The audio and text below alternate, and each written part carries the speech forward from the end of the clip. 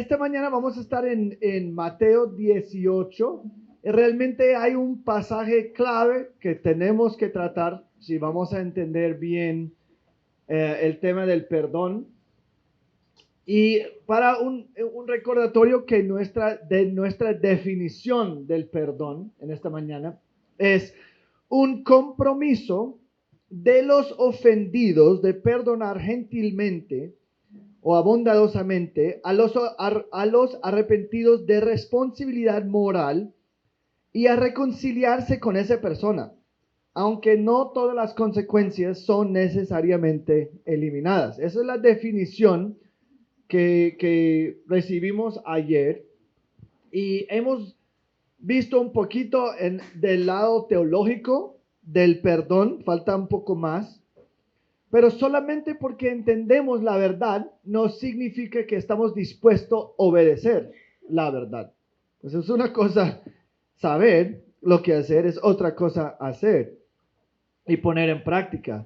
Y como dije ayer, yo sé que hay algunos matrimonios aquí que tienen un estado de falta de perdón, porque son muchos matrimonios y con una persona que me ofende o peca contra mí, yo sé que eso es una realidad. Y si no es una realidad en este momento, será una realidad en un momento en el futuro. Entonces, yo siempre creo que si las cosas son buenas en mi matrimonio en este momento, no es esperar hasta que llegue el caos, pensar en qué voy a hacer cuando el caos viene.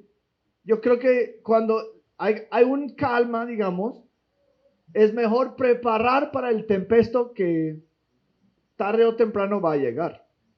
Y yo creo que si ustedes están pensando, no tenemos este problema en mi matrimonio, gloria a Dios, pero tampoco deben como apagar sus mentes y decir que no, eso no me afecta. No, pues tienen que entender bien para que cuando alguien te ofende, y estamos hablando de matrimonios, pero no estamos hablando solamente de matrimonios.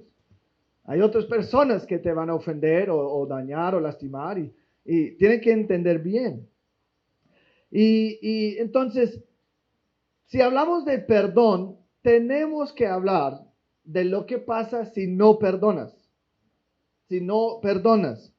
Y en capítulo 18 de Mateo, básicamente lo que tenemos son varias historias, varios pues, ejemplos, digamos, de buscar restauración. Buscar restauración. En capítulo 18, 12 a 14, Pedro escucha que debemos perseguir la oveja perdida que ha desviado. Y tenemos que buscar esta oveja con la meta de restaurar y que esa persona sea reconciliado. Esos versículos 12 a 14. Y en versículos 15 a 18 aprendemos de la disciplina eclesiástica que tiene el propósito de restaurar un hermano que ha caído en pecado. Y lo que pasa muchas veces con Pedro es cuando está escuchando esas verdades profundas, él tiene que decir algo. Él tiene que decir algo y él viene a Jesús para aclarar algo, hablando realmente para el grupo o por el grupo de discípulos. Y él no puede creer la idea de que Jesús está implicando o que está como insinuando que debemos estar continuamente perdonando ellos que pecan contra nosotros. Si es una cosa pensar, pues esa cosa hace 10 años sí lo puedo perdonar. Pero ¿qué pasa si es algo como ofensas regulares, digamos?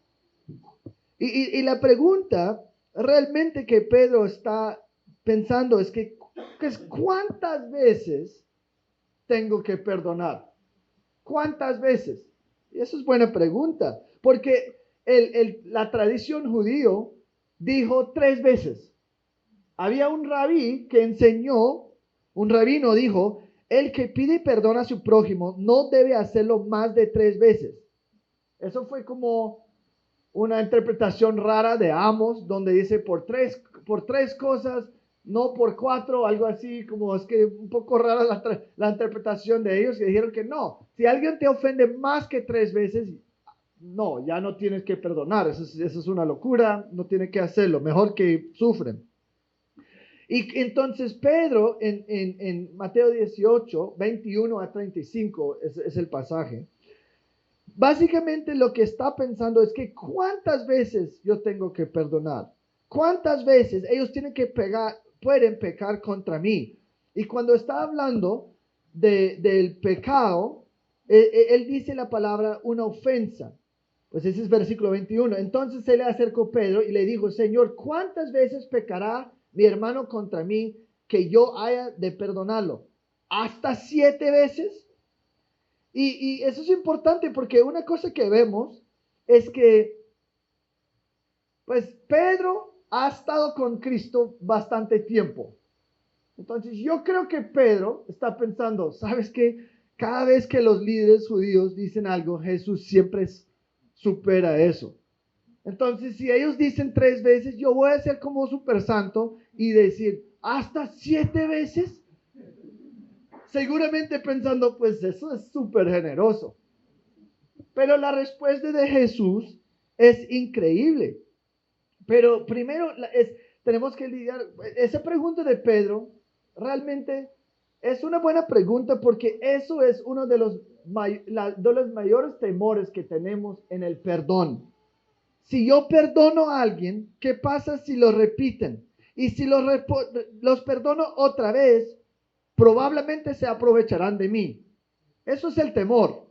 Que no, yo no puedo seguir perdonando porque me van a aprovechar o tomar provecho de mí. No sé cuál es la mejor manera. Entonces, debe ser un límite a mi perdón. Debe ser un límite, ya sea o para el tamaño de la ofensa o la frecuencia de la ofensa. Y Jesús responda realmente que Pedro todavía no entiende. Pedro, aunque piense que está superando el nivel aceptado, la norma cultural, digamos, Jesús demuestra que Pedro todavía no logra entender. Y él dice, no te digo hasta 7 veces, sino hasta 70 veces 7. O algunas traducciones leen 77 veces. Pues entonces, o 77 o 490. Pero el punto no es que estamos contando, esa es la 70 o la vez 78, yo no sé cómo se dice eso. Pero no, 78 veces, ya no, o como dicen en Cali, 78 veces. No tengo que perdonar porque ya alcancé el límite. O no, pues 491 ya aguanta, o ya no aguanto más. Pero el punto aquí es que Jesús está utilizando un hipérbole o un número extremo para probar un punto. Y el punto es que no hay límite al perdón de un cristiano. No hay límite. Y eso está confirmado en un pasaje paralelo en Lucas 17, que vamos a tratar más tarde.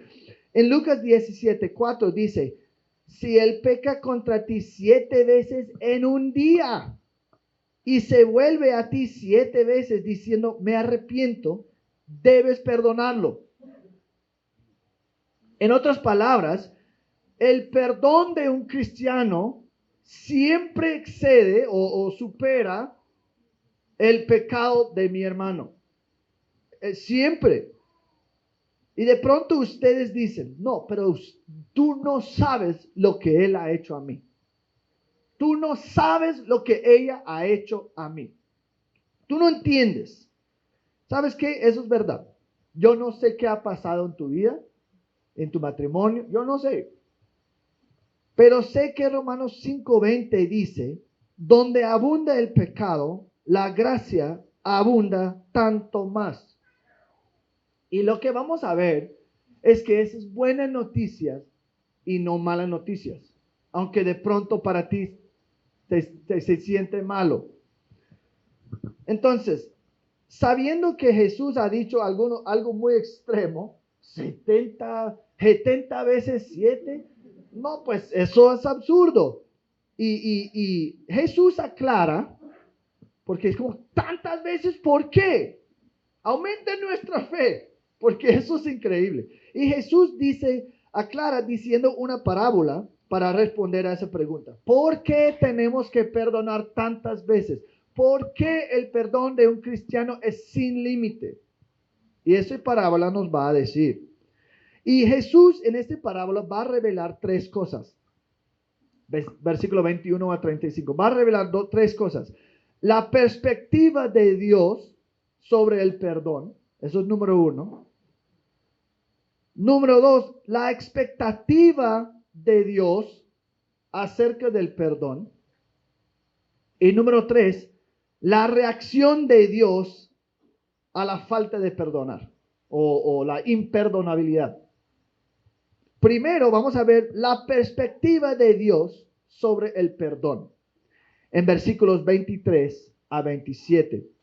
Y esa es una parábola del reino de Dios. Es decir, es como un ejemplo, una historia que está contando Dios para mostrarnos cómo es que Dios ve el mundo, cómo es el reino de Dios. Y en esta parábola hay un rey y hay algunos esclavos. Y el rey representa a Dios, como vamos a ver en versículo 35. Y los esclavos representan sus hijos, cristianos. Y la palabra esclavo se usa en las escrituras como alguien que renuncia a su propia voluntad para servir la voluntad de otra persona. Eso es lo que hace un esclavo. Él está completamente dedicado a la otra sin pensar en sus propios intereses. Eso es lo que hace un esclavo. Y realmente eso es una buena definición de que es un cristiano. Yo obedezco al Señor, yo renuncio a mis supuestos derechos y yo me someto a mi voluntad, a la voluntad de mi amo. Y en versículo 23 a 24 dice, por eso el reino de los cielos puede compararse a cierto rey que quiso ajustar cuentas con sus siervos.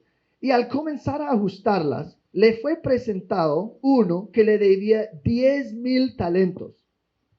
De pronto ustedes escuchan eso y no te toca, porque yo no escuché asombro. Cuando yo di 10,000 talentos, nadie dijo, uy, no, pues, qué tremendo. Porque nosotros no usamos talentos. Pero es importante, si estamos hablando de dólares o pesos, esa es otra cosa. Pero estamos hablando de talentos. Y un talento era lo mismo que 15 años de salario. 15 años de salario era un talento.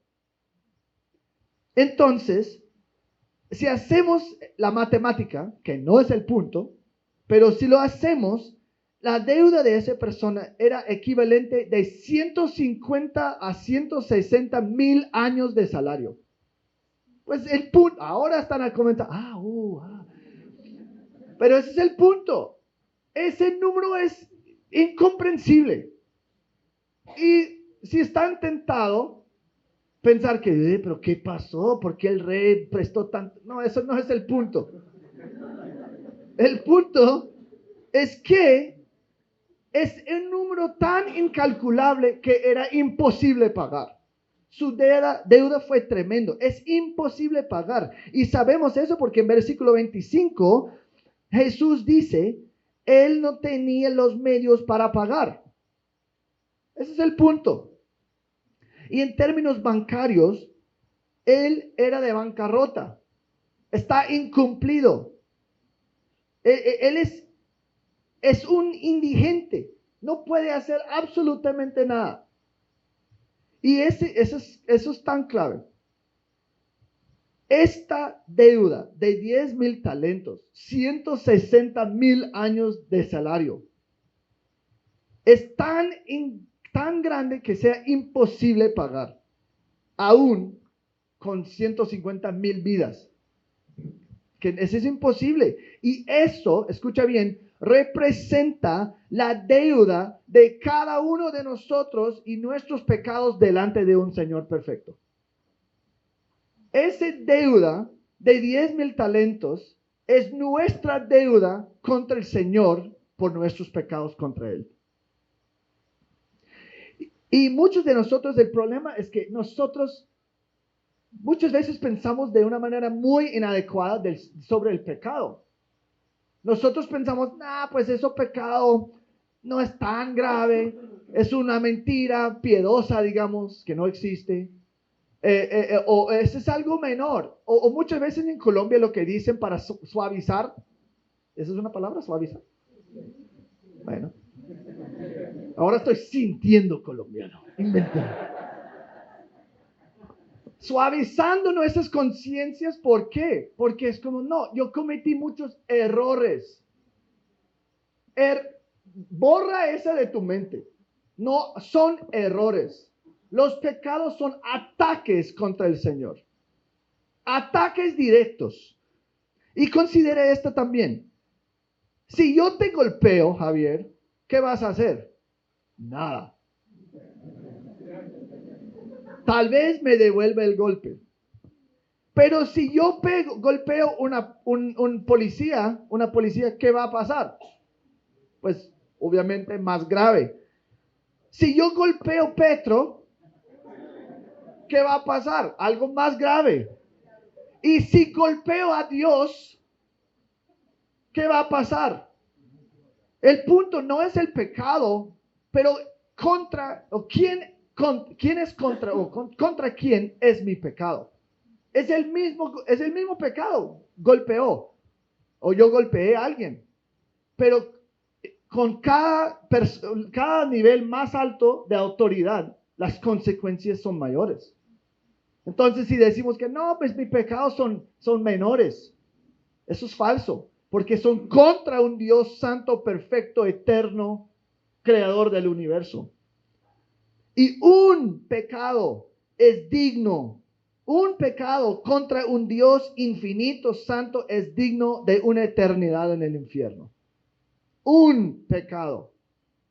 Mateo 5:48. Tú tienes que ser perfecto como tu Padre Celestial es perfecto. Eso es la gravedad. Un pecado es una deuda que jamás puedes pagar.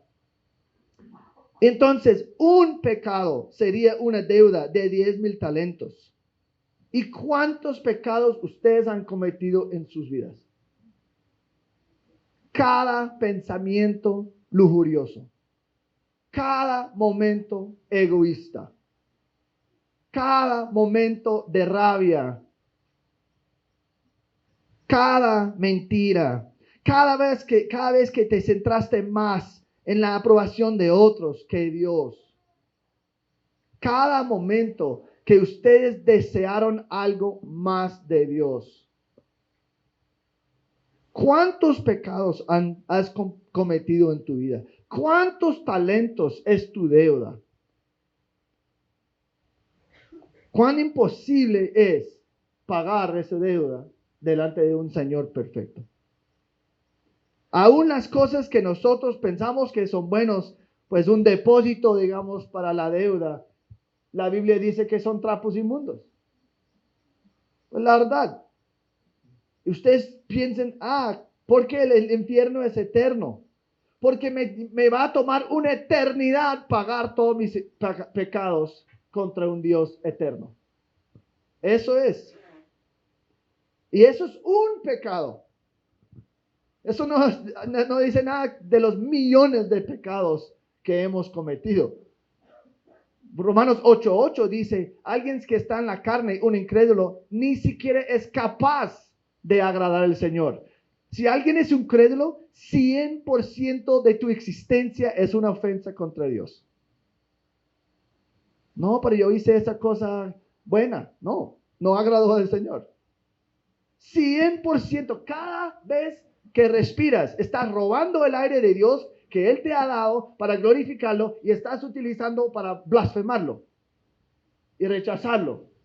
Cada segundo de tu vida es una ofensa si no eres un creyente. Y si no crees eso es porque estás engañado. Es porque el diablo te ha cegado a la profundidad de tu deuda.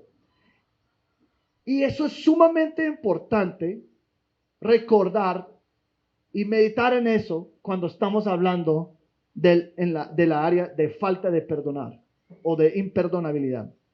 Entonces, el esclavo está traído al rey y porque el hombre no podía pagar, el rey demanda que él, su esposa, sus hijos y todo lo que tiene ser vendido como pago.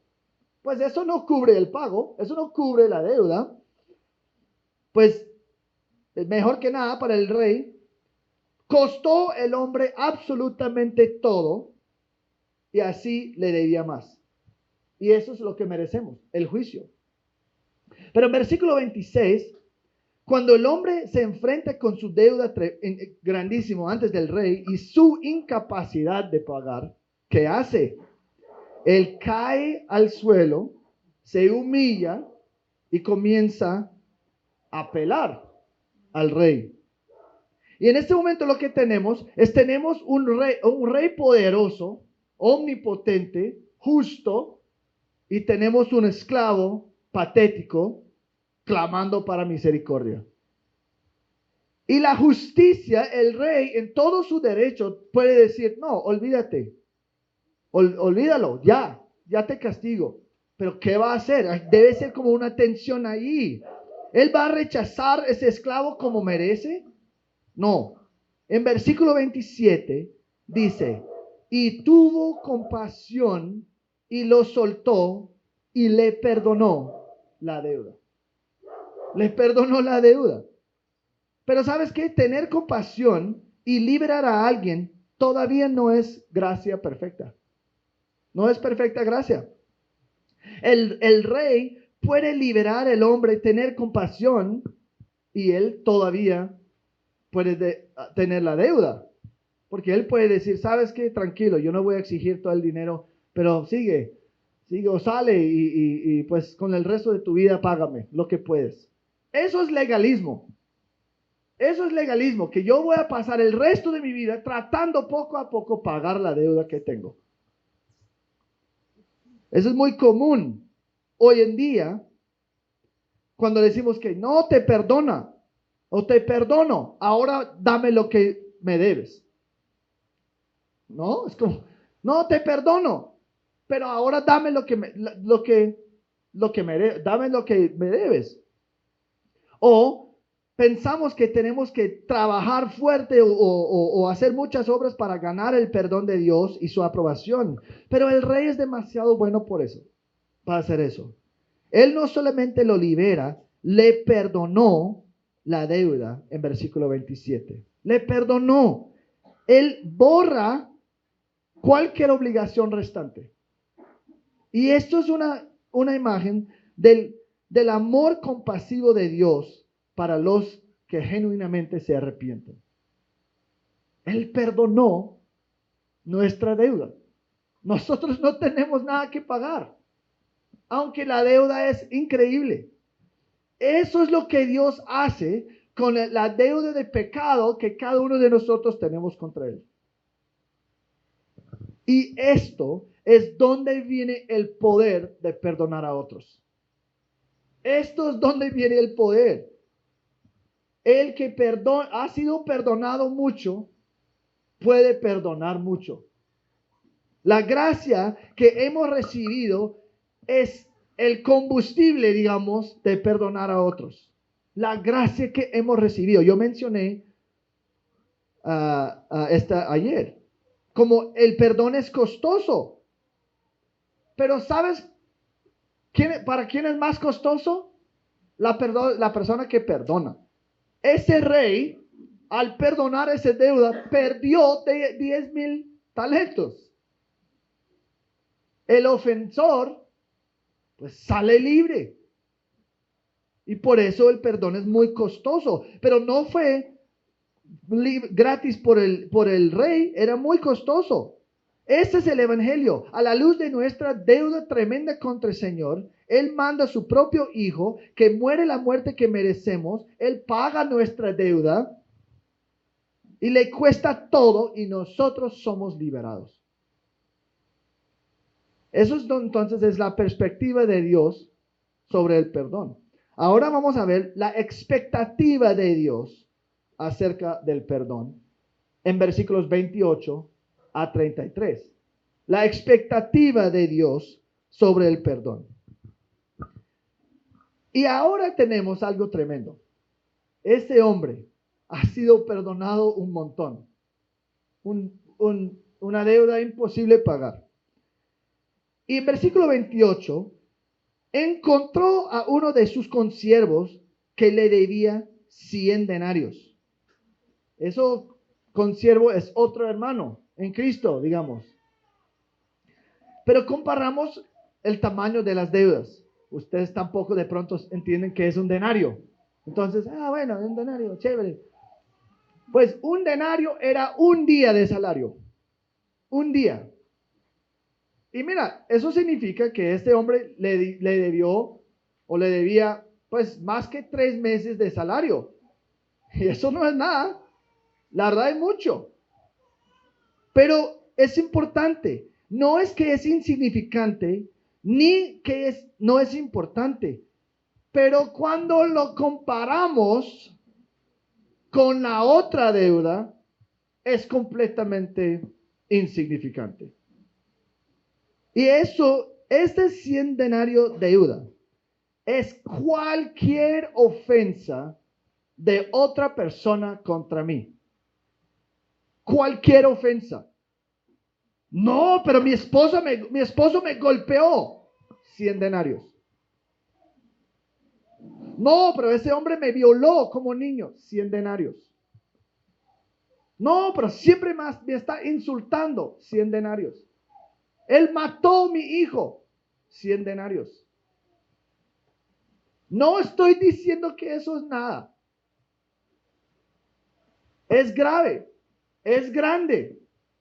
El punto no es que no es nada. Jesús no está tratando de minimizar la ofensa que estaba contra ustedes. Está tratando de darles una perspectiva de cómo ve el mundo Dios. 100 denarios, cualquier ofensa en el nivel horizontal. Es decir, si alguien me roba y quitan $10,000 de mí, pues es mucho. Es mucha plata. 10 millones de pesos, 100 millones de pesos, me roba. Ay, no, pues qué horror, eso es un montón de plata. Pero si al mismo tiempo estoy robando el gobierno de 100,000 millones de pesos, eso no es nada. Ese es el punto. Que no es que es nada, es mucho. Pero en comparación de lo que estoy haciendo es nada. Y ese es el punto. Comparado con nuestra deuda incalculable de pecado contra Dios, no hay ningún punto o ninguna cantidad de pecado que otra persona pueda hacer contra mí que realmente se compara. Y si Dios ha perdonado mi deuda tremendo, grande, masivo, debemos perdonar los pecados de otros que son comparativamente pequeños. Pues ya ahora tenemos objeciones en tus corazones. Uy, no. Pero los pecados que han sido cometidos contra mí no son como los pecados que he cometido contra el Señor. No, yo nunca he violado a Dios, yo nunca he robado a Dios, pero tenemos que pensar, Dios ve el corazón, Dios ve el corazón. ¿Qué fueron los pecados contra ti? Adulterio, mentiras, traición, él te traicionó, alguien, asesinato, abuso, pues piensa en lo peor que puedes hacer.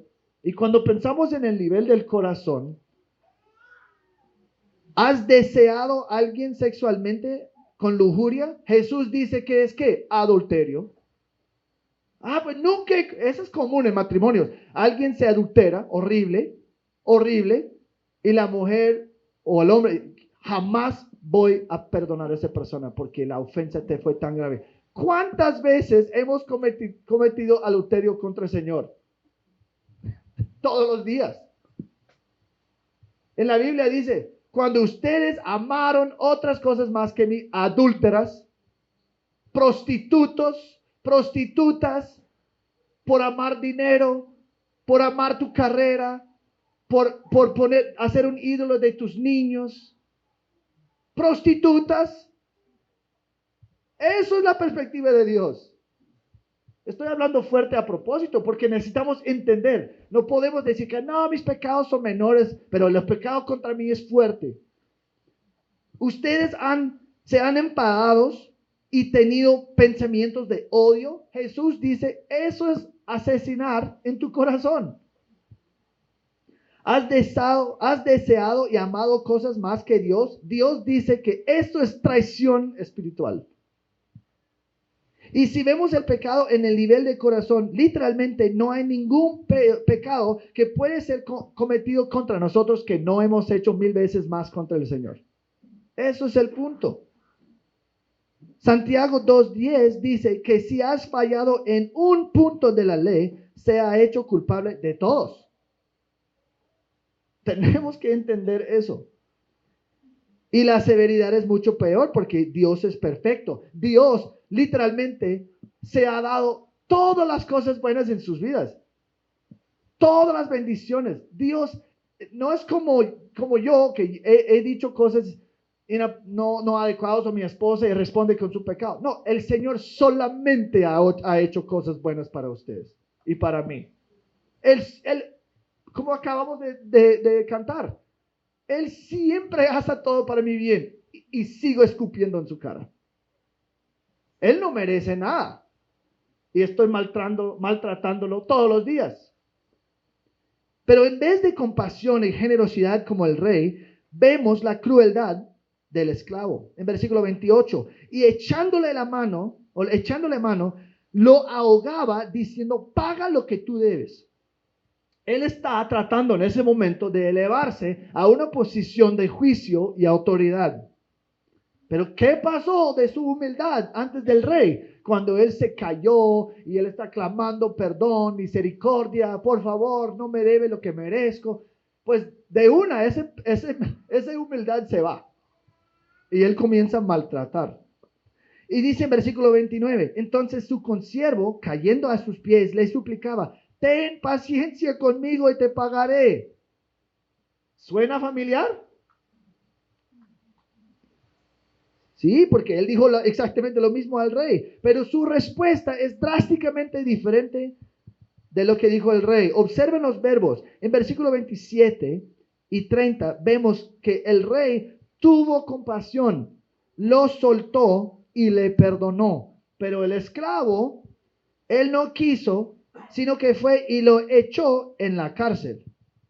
Y cuando leemos esto, debemos sentirnos la injusticia. ¿Cómo así? ¿Cómo así? ¿Cómo es que tú puedes recibir tanta gracia y inmediatamente hacer el opuesto con alguien que te debe mucho menos? Eso es el punto. A la luz de la misericordia del rey, que cualquier cristiano no perdone un hermano es absurdo e impensable en los ojos del Señor. Es absurdo. Y el punto no es que el esclavo exigió pago. Dios también exige pago de nosotros por nuestros pecados. Eso es justicia. Pero déjame decir algo. Nosotros no queremos justicia. Nosotros no queremos la justicia, porque eso va a terminar muy mal para nosotros. Muchas veces lo que queremos es justicia en cuanto a otros y misericordia para mí. No, pues Señor, dame mucha misericordia, pero justicia acá con ese hombre aquí. La verdad, no queremos la justicia. Y lo que hace que la respuesta del esclavo impensable es su respuesta a la luz de acaba de pasar con él y el rey. Versículo 31. Así que cuando sus consiervos vieron lo que había pasado, se entristecieron mucho y fueron y contaron a su señor todo lo que había sucedido. Eso no, eso, eso no va a terminar bien. Y en versículo 32, cuando el rey escucha de las acciones del esclavo, él dice, siervo malvado, siervo malvado. Él ve la falta de voluntad del esclavo para perdonar y la dureza del corazón como el mal. Como eso es malvado. Eso es la perspectiva de Dios. Yo no puedo perdonar a esa persona. El Señor dice que eso es completamente malvado. Eso es mal. Horrible. Y si estamos enojados leyendo esa parábola del falta de perdón, ¿cuánto más el que perdonó la primera deuda? Claro, si él es, ¿qué? Acabo de perdonarte todo y ni siquiera puedes perdonar algo tan chiquito. ¿Cómo así? Nosotros como lectores nos ofenden, o nos ofendemos, no sé cómo se dice, se ofende. Pero el rey más. Y en versículo 23, el rey nos da su expectativa para el esclavo y la razón que el esclavo debería haber perdonado al otro. Dice en versículo 23, ¿no deberías tú también haberte compadecido de ti, consiervo, o de tu consiervo, así como yo me compadecí de ti? Si tú quieres saber qué es la expectativa de Dios, aquí es. Y tú no también deberías haberte compadecido de tu consiervo, así como yo me compadecí de ti. Y la respuesta es obvio. Le recuerda el esclavo lo que había hecho por él en versículo 32. Te perdoné toda aquella deuda porque me suplicaste. Eso es lo que he hecho. Entonces, esa es la perspectiva de Dios en perdón y la expectativa de Dios acerca del perdón. La tercera cosa que vemos es la reacción de Dios a la imperdonabilidad en versículos 33 y 35. ¿Qué es la reacción de Dios cuando nosotros decimos, no, yo no voy a perdonar? Y mira, ese fue el caso con mi suegro. Yo creo que mi suegra, hace años, cuando mi esposa tenía 16 años, ellos se divorciaron por cosas muy sospechosas, digamos. Mi suegro, por el resto de su vida, guardó mucho rencor hacia mi suegra. Ni siquiera podía estar en el mismo cuarto con ella. Se divorciaron, pero claro, como familiares, pues tienen que cruzar de vez en cuando. Jamás. Estarían en la misma casa y todos aquí y él en otro cuarto porque ni siquiera podía estar en la presencia de ella. Y cuando estaba al punto de morir, él murió en agosto. Pero antes de eso, hace años, casi murió. Y estamos hablando de él. Mira, pues él no era creyente, desafortunadamente.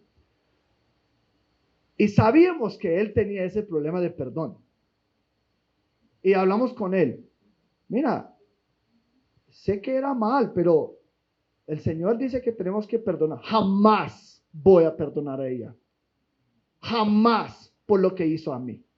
Nunca voy a hacer. Era demasiado grave. Pues debería haber escuchado ese sermón en inglés, obviamente. Entonces, Dios ve nuestra falta de perdón como malvado, pero también lo enfurece.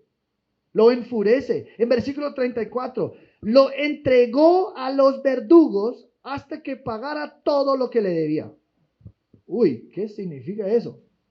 Entregó a los verdugos. Él revocó su perdón. El esclavo pierde su salvación. ¿Qué está diciendo acá? ¿Quién son los verdugos? Pues, Eso es algo que es importante porque en su conclusión final moral de la parábola, Jesús resume en versículo 35 diciendo, mi Padre Celestial hará con ustedes, los lectores, así también mi Padre Celestial hará con vosotros si no perdonáis de corazón cada uno de sus hermanos. Entonces tenemos que entender qué significa eso.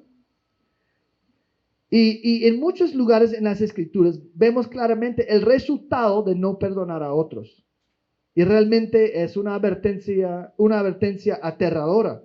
Dios deja muy claro que la condición de mi vida espiritual depende en nuestra voluntad de perdonar a otros. La salud de mi vida espiritual depende en mi disponibilidad de perdonar a otros. Si nosotros perdonamos a otros, Él nos va a perdonar. No para salvación, pero en una manera santificadora. En una manera que mantiene la intimidad con Dios. Pero si no perdonamos, Marcos 11:26 y Mateo 6:14-15 dice, Dios no te va a perdonar. Dice, si tú no perdonas a tu hermano, el Señor no te va a perdonar. Y eso debe asustarnos mucho. En este pasaje está diciendo que Dios nos va a disciplinar severamente si somos creyentes. ¿Y eso significa que Dios me va a torturar si no perdono a otros? Bueno, primero tenemos que entender qué significa la palabra verdugo. La palabra aquí es quien provoca la verdad por el uso del dolor. Proviene de una palabra raíz que significa tormento, acoso o ser maltratado como un barco en un viento de cabeza. Eso significa, yo creo, que en un acto de amor, de disciplina hacia nosotros, para restaurarles, que es el punto del capítulo 18, Él va a permitir que sus hijos sea como un barco maltrecho al viento en contra.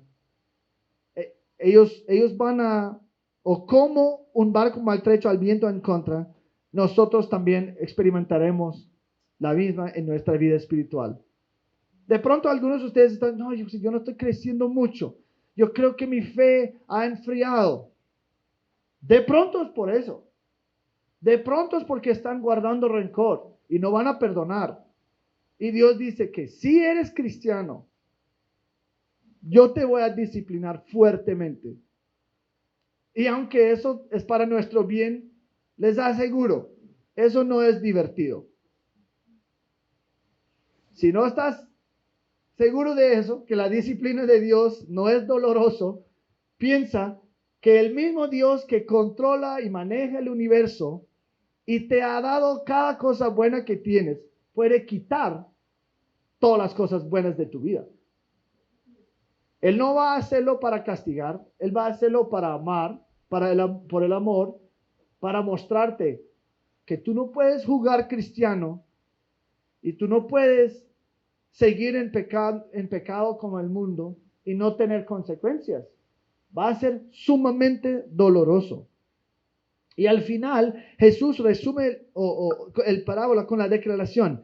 Así también mi Padre Celestial hará con ustedes si no perdonan de corazón cada uno de sus hermanos.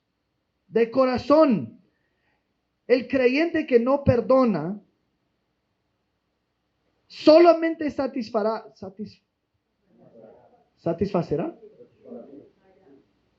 ¿Satisfará? Usted sí entiende.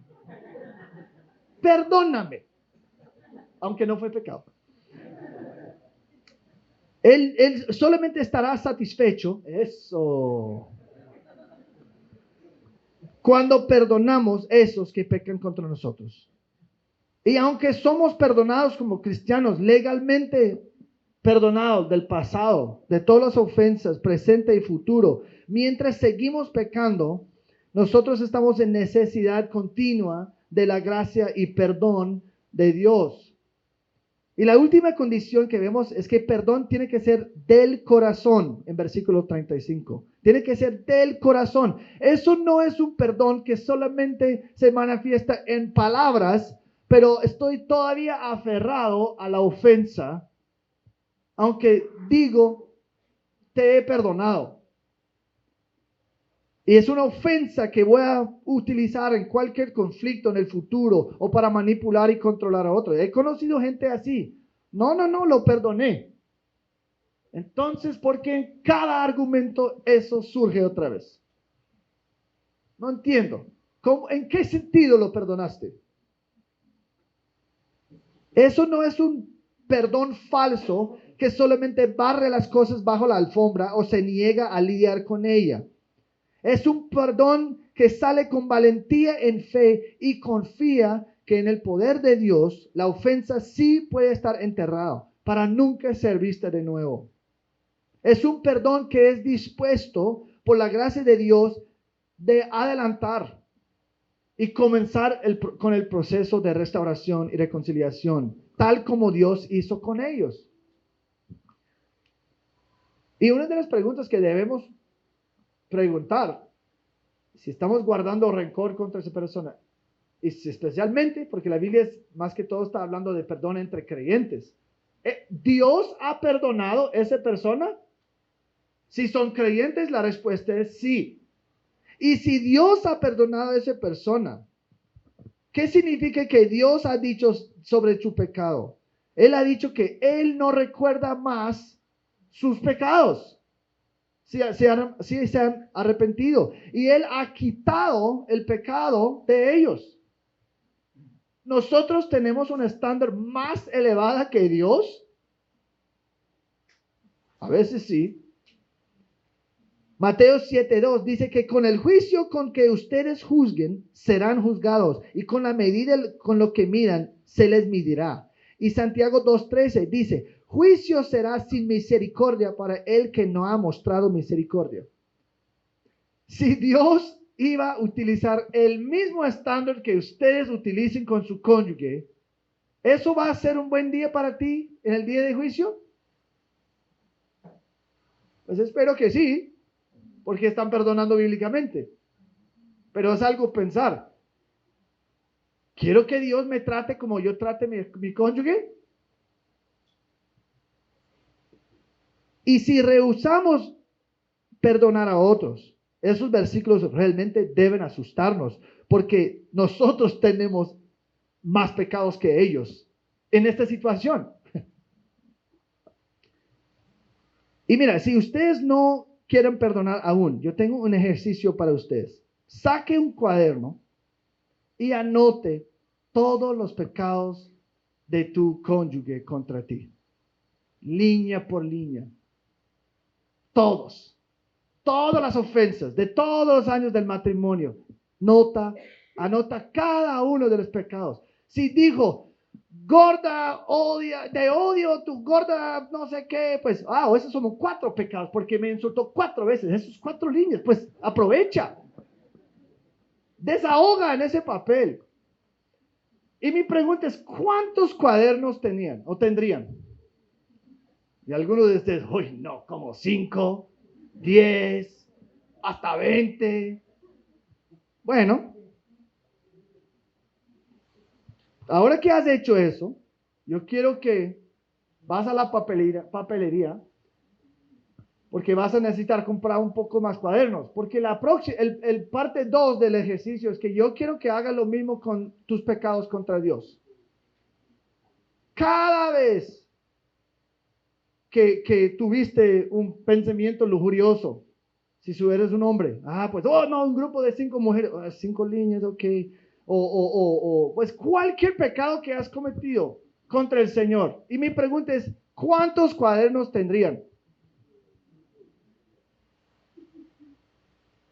Cada pecado, cada uno de ellos, todos los pensamientos malvados, cada vez que enojaste en una manera pecaminosa, no sea general, sea súper específico. ¿Y cuántos cuadernos tendría? ¿Podrías contarlas? Y mira, lo que va a pasar es que vamos a tener ese monte de Everest detrás de mí, de cuadernos, de mi pecado contra el Señor. Y aquí enfrente, los 10 cuadernitos de mi esposo contra yo. Y claro, si completamente olvido esa montaña y estoy enfocado completamente en ese montonito, se ve grande. ¿Cómo así? 10 cuadernos llenos de pecados. Da la vuelta. No estoy diciendo que eso es nada, pero en comparación, eso no es nada. Aún si son 20 cuadernos, eso no es nada. Si pensamos en la montaña que tenemos de pecados contra el Señor.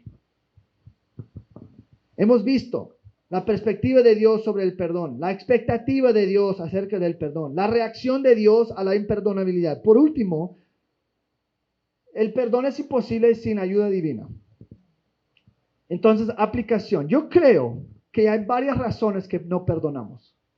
Yo creo que hay varias razones que no perdonamos. Número 1,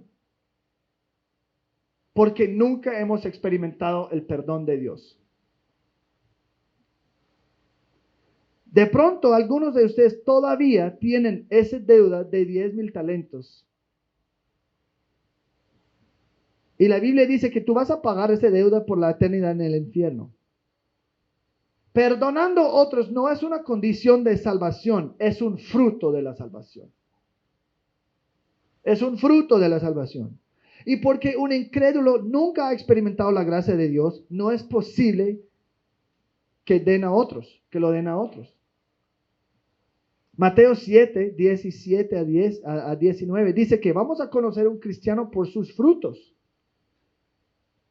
Si alguien es amargado y enojado, eso es un señal o eso es testimonio de malos frutos. Y un buen árbol no puede producir malos frutos. Una voluntad de perdonar es estrechamente conectado con el hecho que si podemos saber si somos cristianos o no. La confianza que yo tengo que mi suegro no era cristiano era la declaración, la declaración, jamás voy a perdonar a esa persona. Eso es como hablan los incrédulos.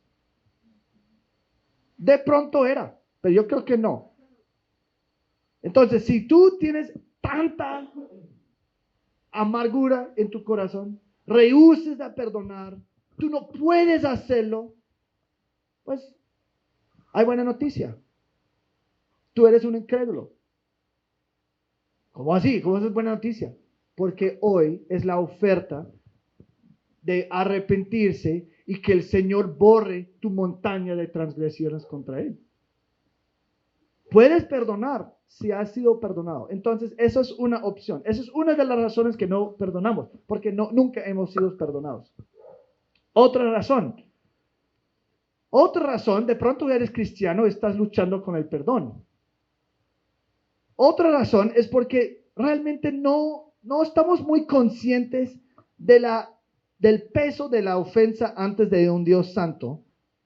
Entonces, las ofensas de otros parecen muy grandes. Si yo no veo la montaña, ese montonito es muy grande. Y la naturaleza humana es ver las ofensas de otros como más grave que mis ofensas. Si ustedes tienen una perspectiva no bíblica de pecado, que son errores, son cosas menores, mentiras piadosas, lo que estás haciendo en tu mente es que tu montaña estás menguando en tu mente. No, pues mi pecado no es tan ofensivo. Entonces, lo más chiquito es esa montaña, lo más grande parece las ofensas de otros. Entonces, si ustedes no entienden la gravedad de su pecado, las ofensas de otros van a parecer mucho más grandes. Debemos compararnos con el estándar de Dios y juzgarnos a través de las Escrituras. El que ha sido perdonado mucho, perdona mucho. Nadie da gracia mejor que la persona que está convencido que necesitan mucha gracia por sus propios pecados. Otra razón, si has olvidado o estás luchando creer la gracia completa y gloriosa mostrado a nosotros en el perdón. Si no entiendes la gracia de Dios y si estamos todavía o pensando que Dios está esperando que trabajemos para ganar su gracia, vamos a exigir mucho de otros porque no estamos descansando en el hecho que Dios realmente pagó todo. Y por último, muchas veces es difícil perdonar, mencionó un poquito ayer, porque hay cierta recompensa para la imperdonabilidad. La deuda es poder. La Biblia mismo dice que el deudor es esclavo del acreedor. Y si yo quiero algo, yo puedo usar tu deuda contra ti para conseguirlo. Si no te perdono, he escuchado hoy testimonios. Mira, yo quiero comprar esto. No, pero eso no es un buen manejo de recursos. ¿En serio? ¿Tú que cometiste tal pecado, tú vas a tratar de negarme de algo? Eso pasa. De pronto no con eso, pero hay un montón de maneras que podemos utilizar una ofensa en el pasado para manipular la otra para conseguir lo que quiero. También a veces la deuda es mi identidad. Aferrarme a a los pecados de otros me da una sensación de superioridad sobre ellos. Muchas mujeres desprecian sus esposos porque ellos no han cometido los mismos pecados que él. Es autojusticia. Es identidad. Si yo puedo verme más justo que la otra persona, es difícil para perdonarles porque ellos no merecen el perdón, pero yo sí. Otra cosa es que la deuda de no perdonar o que ellos tienen contra mí es un derecho, porque lo que han hecho a mí, ahora me deben cosas. Es un derecho yo tengo un derecho a estar enojado. Pues de pronto en el mundo sí, pero antes del Señor no.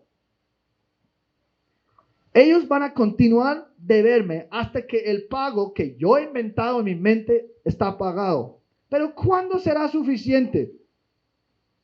Muchas veces, sí, te perdona por tal cosa, pero no te voy a liberar de esto hasta que estás suficientemente triste por lo que has hecho.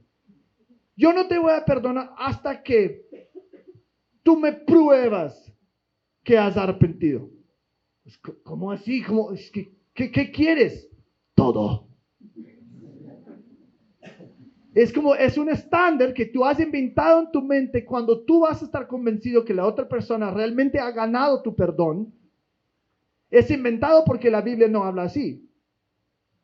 Y entonces, eso es algo ese es un derecho. ¿En qué punto realmente vas a estar satisfecho que la otra persona ha ganado su perdón o ha pagado suficientemente por lo que han hecho?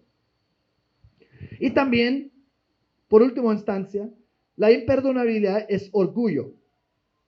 Es orgullo.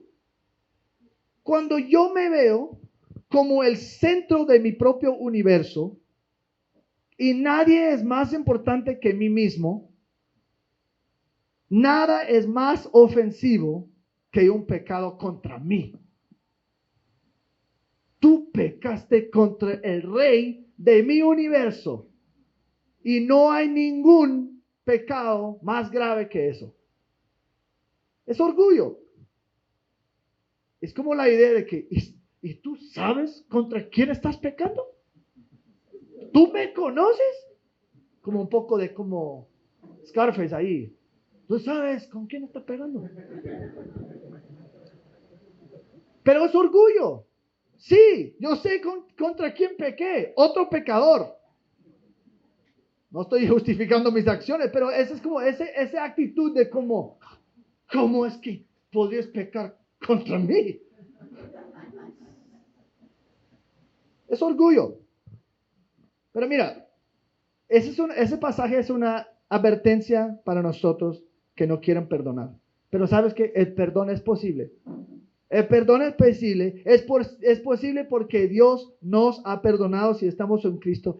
Y la misma misericordia que Él nos ha mostrado, si meditamos en eso, si descansamos en eso, si gozamos en eso, si regocijamos en eso, eso es como podemos perdonar a otros. Tenemos que meditar de cierta manera en mi deuda de 10,000 talentos. Y cuando eso me aplasta y cuando me humilla, puedo ver, pues la verdad lo que hicieron era súper mal, pero pues no he hecho nada contra mí que no he hecho 1000 veces contra el Señor. El perdón es posible, hay esperanza, pero también hay una advertencia si rehusamos. Oremos. Dios, gracias por tu perdón. Gracias que has perdonado mi deuda de 10,000 talentos. Realmente yo creo que mi deuda es mucho más que 10,000, 100,000, 1,000,000,000 de talentos contra ti. Y me has perdonado. Ayúdame, Dios, recordar eso y ser humilde y mostrar misericordia hacia otros. Porque la mayor ofensa contra mí, aunque sea tan horrible en este mundo, es una deuda de 100 denarios. Grave, pero nada en comparación de lo que hemos cometido contra ti. Perdónanos, ayúdanos, Señor.